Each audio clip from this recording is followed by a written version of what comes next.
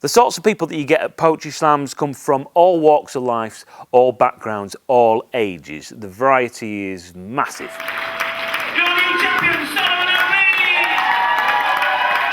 There is no such thing as slam poetry, only poetry that works in slams. So any style of poetry, and this is the important thing, any style of poetry can fly in an audience, so long as it connects in the immediate. I think the best thing about a poetry slam is that it teaches you as a poet to get on, make an impression and get off before you've bored the audience. Words are about far more than looking clever or funny or smart. They can lift things you didn't know were there from your head or your heart. They can trap meaning and make beautiful art. They can put you back together after pulling you apart. They really can surprise you!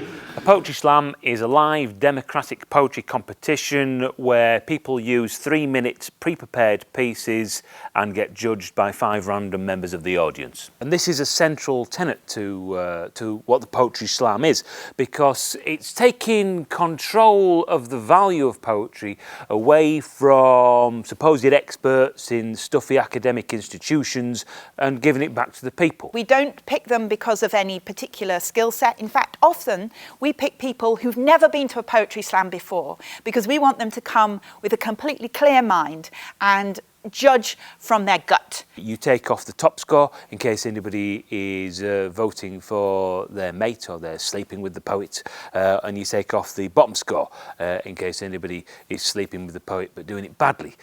So you have the middle 3 scores, and whoever has the most points at the end progresses to the next round or wins the day. But the poetry slam draws attention into the performance because you've got this extra dynamic of listening to the poem and then wondering what each and every judge might think and what the audience might think of what the judge thinks. You actively listen to the poem all the more. How much love could this love have if this love could have love? And how many bears could Bear Grylls grill?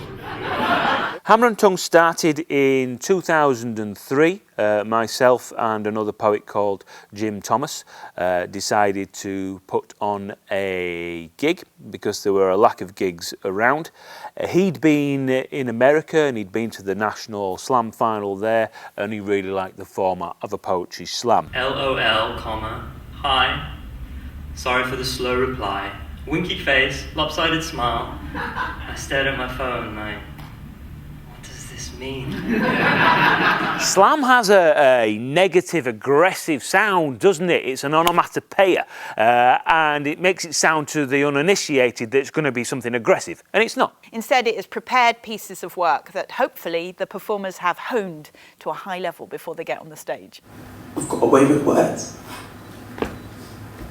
Tie them up in a neat package.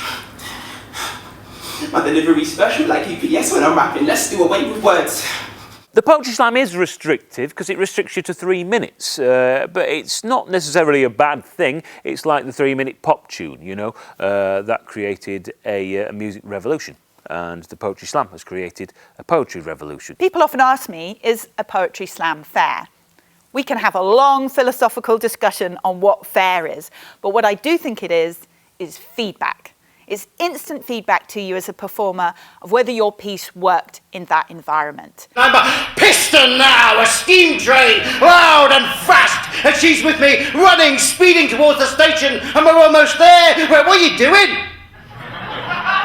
Well, the best poem doesn't always win, I think, but nothing bad ever wins. What you'll find wins a poetry slam is a well-crafted piece which is authentically performed. What is it that we always say?